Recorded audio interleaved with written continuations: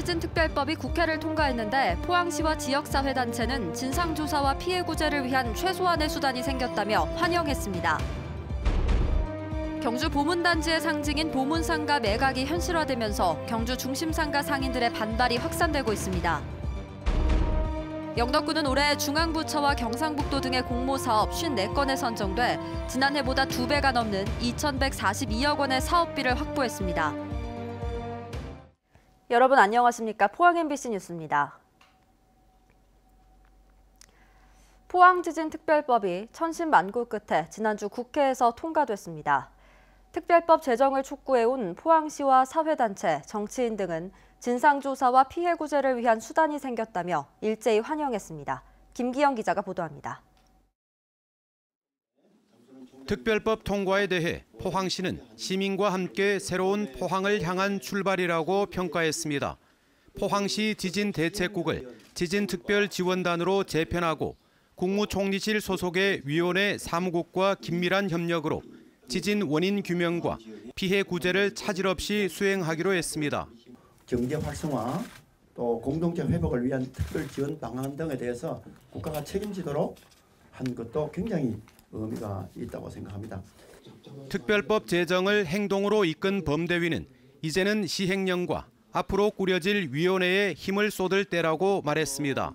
진상조사를 확실히 할 수 있는 그런 포항 인사가 다수가 포함되는 포항 중심의 시행령 속의 위원회가 돼야 된다. 이것이 앞으로 저희들 과제라고 생각합니다. 정치권도 일제히 환영 성명을 냈습니다.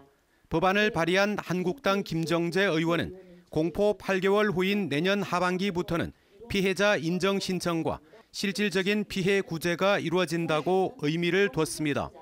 민주당 허대만 오중기 지역위원장도 배상과 보상 수준에 충분하고도 실질적인 피해 지원이 되도록 노력하겠다고 밝혔습니다. 하지만 우려가 없지는 않습니다. 2만 명 가까운 소송인단을 꾸리고 지열발전시설 매각 금지 가처분 등 처음부터 법적 대응을 주도하고 있는 범대본은 특별법이 포항 시민을 우롱한다며 평가절하했습니다. 속빈강정 되어버렸습니다. 왜냐하면 가장 중요한 지진 피해에 대한 손해배상, 보상에 대한 내용이 전부 빠졌기 때문입니다. 한편 문희상 국회의장은 지난 27일 한국당 의원들의 방해로 법안을 낸 김정재 의원의 제안 설명도 없이 표결한 데 대해 기록에 남겨 포항 분들에게 꼭 얘기했으면 좋겠다고 말하는 등 아쉬운 뒷맛을 남겼습니다. 피해 주민들에게 실질적인 지원이 되고 침체된 도시가 재건되기 위해서는 앞으로도 과제가 산적해 있습니다. MBC 뉴스 김기영입니다.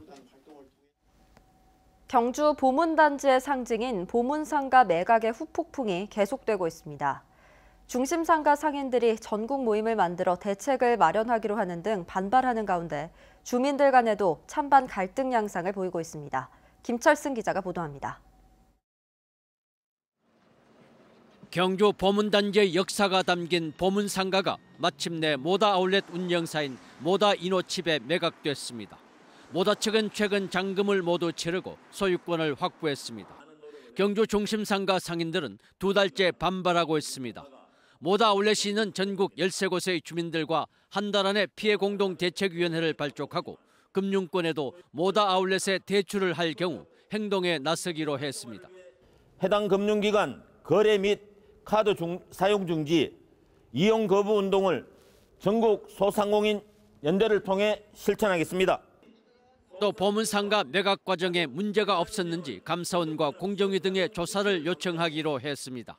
상인들은 또 보문상가를 의류유통업체에 매각한 경북문화관광공사의 퇴출을 촉구하고 경상북도와 경주시에도 대책을 요구했습니다. 보문상가 매각으로 주민들 간에도 갈등 양상을 보이고 있습니다.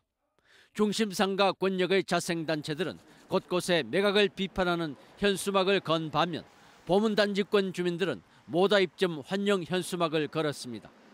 모다 측과 경북문화관광공사는 중심상가 상인들과 상생하는 방안을 모색하겠다는 입장이지만 역사가 깃든 보문탑 보존과 구체적인 상생안은 제시하지 않고 있습니다. MBC 뉴스 김철승입니다. 영덕구는 올해 중앙부처와 경상북도 등의 공모사업 54건에 선정돼 지난해보다 2배가 넘는 2,142억 원의 사업비를 확보했습니다. 주요 사업으로 근대 역사 문화공간 사업 450억 원, 어촌 뉴딜 사업 158억 원, 신재생 에너지 보급 사업 100억 원 등입니다. 영덕군은 이에 힘입어 내년도 예산 규모가 4,844억 원으로 올해보다 18%나 늘었다며 공모 사업을 꾸준히 유치할 계획입니다. 경상북도가 문화재청의 2020 세계유산 축전 공모 사업에 선정돼 최대 25억 원의 국비를 지원받습니다. 경상북도는 내년에 경주와 안동 일원에서 인류의 문화가치 경북에서 꽃피우다를 주제로 세계유산 축전을 개최하며 다양한 공연과 전시 프로그램을 운영합니다. 또 2020 대구 경북 관광의 해와 연계해 관광객 유치를 극대화하고 경북의 세계유산 가치와 우수성을 널리 알릴 계획이라고 밝혔습니다.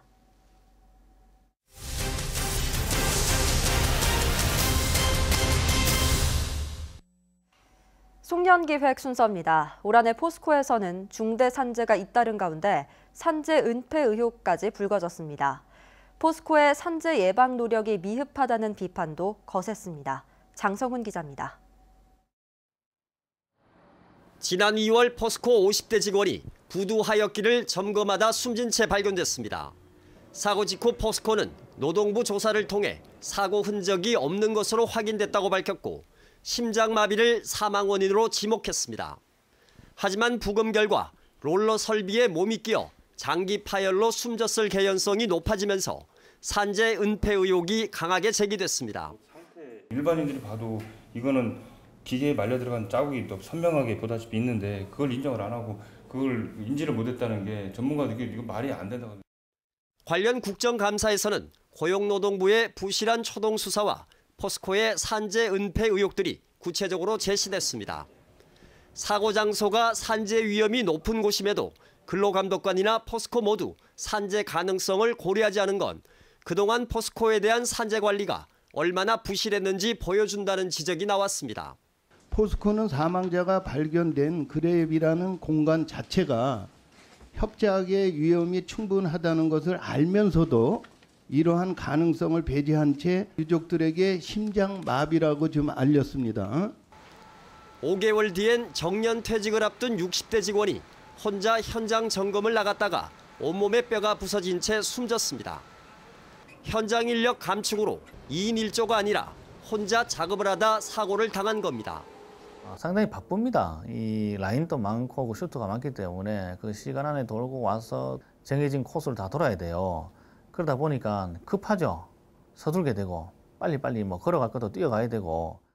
노조 측은 이딴 사망 사고에도 불구하고 포스코는 법이 정한 산업안전보건위원회를 제대로 개최하지 않는 등 산재 예방 노력을 하지 않고 있다고 주장했습니다. 포스코가 이 산업안전보건법을 정면으로 위반하는 매우 불성실하고 법을 위반하는 이런 기업이라는 것을 지금 스스로 얘기하고 있는 것이죠. 이렇게 중대 산재를 중대하게 여기지 않는 관행, 즉 포스코의 안전불감증과 고용노동부의 허술한 감독이 되풀이되면서 포스코에선 최근 5년여 사이 무려 40명의 노동자가 목숨을 잃었습니다. 특히 포항제철소의 경우 고용노동부는 최근 7년간 20여 차례의 근로감독을 실시해 매번 수백 건의 위반 사항을 적발했지만 협착과 추락 같은 후진국형 중대 산재는 멈추지 않았습니다. 고강도의 특별감독을 실시해야 하는데 어떻게 생각을 하겠습니까? 확실하게 좀 해주시길 바랍니다. 정말 문제 있는 포스코니까. 포스코는 안전혁신 TF를 발족하고 안전 분야에 내년까지 1조 1,000억 원을 투입하는 등 산재 예방에 나서고 있다고 밝혔지만 얼마나 효과를 거둘지는 더 지켜볼 일입니다. MBC 뉴스 장성훈입니다. 포항 고용노동지청이 오늘 포스코 본사를 전격적으로 압수수색했습니다. 포스코와 금속노조 포스코 지회에 따르면 포항 고용노동지청은 오늘 오후 포스코 본사 노무 관련 부서를 압수수색했습니다. 노동부의 이번 압수수색은 포스코의 부당 노동행위 고소 사건과 관련해 이뤄진 것으로 알려지고 있습니다. 울진과 고리원전의 용역 노동자 121명으로 구성된 민주노총 공공연대 노조 방사선 안전관리지회는 임금 협상이 결렬됐다며 이번 주부터 파업에 돌입하겠다고 밝혔습니다. 노조는 한수원이 용역업체에 막대한 이윤을 안겨주는 기형적인 용역 형태를 유지하는데 방사선 안전관리 용역 노동자는 낮은 임금을 받고 있다고 주장했습니다. 또 근본적으로 원전 업무의 외주를 중단해 정규직으로 전환해야 하며 파업에 따른 원전의 안전관리 공백은 한국수력원자력과 원자력안전위원회가 책임져야 한다고 주장했습니다. 전국택배연대노조 대구 경북지부는 오늘 경주시청에서 기자회견을 열고 생활물류서비스법 제정을 촉구했습니다.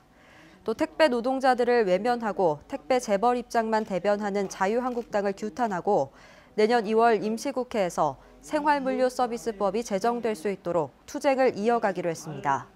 생활물류서비스법에는 대리점 갑질 규제와 근무 환경 개선, 6년 계약갱신 청구권 등 택배기사 처우 개선 등이 담겨 있습니다. 2019 경주 세계문화 엑스포의 직간접 경제 효과가 500억 원을 넘는 것으로 분석됐습니다.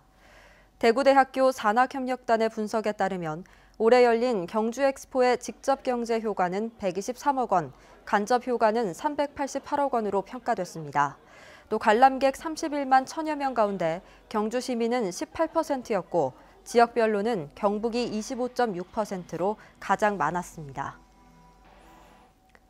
오늘 낮 기온이 평년 수준을 크게 웃돌면서 포근했습니다. 올해 마지막 날인 내일은 찬바람에 기온이 큰 폭으로 떨어져 한파가 찾아오겠습니다. 안수진 기상캐스터입니다.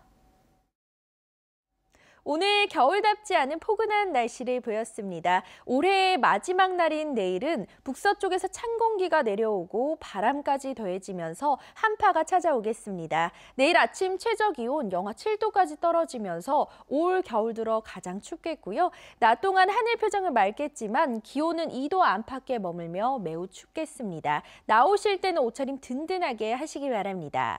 울릉도와 독도에는 눈 예보가 들어 있습니다. 내일 오후까지 1에서 5cm의 눈이 예상됩니다. 동해 전해상으로는 오늘 밤부터 거센 바람에 물결이 높아지겠습니다. 바닷길 이용하시는 분들은 각별히 주의하시기 바랍니다. 자세한 내일 날씨 알아보겠습니다. 내일 맑은 하늘이 펼쳐지겠습니다. 아침 최저기온 영하 7도에서 영하 5도, 낮 최고기온 영상 1도에서 3도입니다. 울릉도와 독도에는 한때 눈이 내리겠습니다. 아침 최저기온 울릉도 영하 3도, 독도 영상 1도, 낮 최고기온 울릉도 영상 1도, 독도 3도입니다. 동해상으로는 대체로 맑은 가운데 먼바다에는 가끔 눈발이 날리겠습니다. 바다의 물결 동해 중부해상에서 최고 5m, 동해 남부해상에서 최고 4m까지 높게 일겠습니다. 새해 첫날에는 낮부터 기온이 오름세를 보이면서 평년 기온을 회복하겠습니다. 날씨였습니다. 희망 2020 나눔 캠페인에 이웃 돕기 성금을 보내주신 분들입니다. 한동대학교 교직원 일동, 포항 아이상상 어린이집, 주식회사 한중 류재우 씨, 포항서씨 청년회 일동, 북면 어촌계, 퇴골 황순덕 씨, 삼성의원 이명택 씨, 낙지마당, 용흥동 해원 하나로타운 1차 경로당, 4개 1, 2 2장 남정준 씨, 하당리 부녀회원 일동, 덕구 1위 전 회장 진충랑 씨, 검성리 노인회원 일동, 울진 근남면 송진영 씨, 덕구 1위 부녀회장, 주인 3리 부녀회장, 광복회 울진군 지회장 전광순 씨, 대도 카센터 김미선 씨, 마국간, 아구나라 강영순 씨, 북면 풍물회장, 부구 1리 윤창규 씨, 이삭헤어샵, 안강제일초등학교 김인성 씨입니다. 성금을 보내주신 분들께 감사드립니다. 태풍 미탁 피해 당시 위험을 무릅쓰고 마을 주민들을 구조하거나 대피시킨 울진군 이장 3명이 정부 표창을 받았습니다. 기성면 3312 황국철 이장은 마을 앞 하천이 범람하자 주민 60여 명을 구조한 공로로 대통령 표창을 받았고 북면과 매화면의 이장 2명은 주택이 침수된 주민들을 대피시킨 공로로 각각 국무총리와 행정안전부 장관 표창을 받았습니다. 올해 관광발전 지역평가에서 경상북도가 광역단체 1등급에 경주와 울릉군이 기초지자체 1등급에 선정됐습니다. 경북은 관광교육 참여 확대와 역사문화자원, 숙박 수용력 확충 등에서 고루 높은 평가를 받았습니다. 경주시는 내년 상반기에 공공건설공사의 80% 이상을 조기 발주한다고 밝혔습니다. 조기 발주 중점 사업으로는 수해복구와 주민수건 사업을 비롯해 농업 기반 시설과 상하수도 사업 등입니다.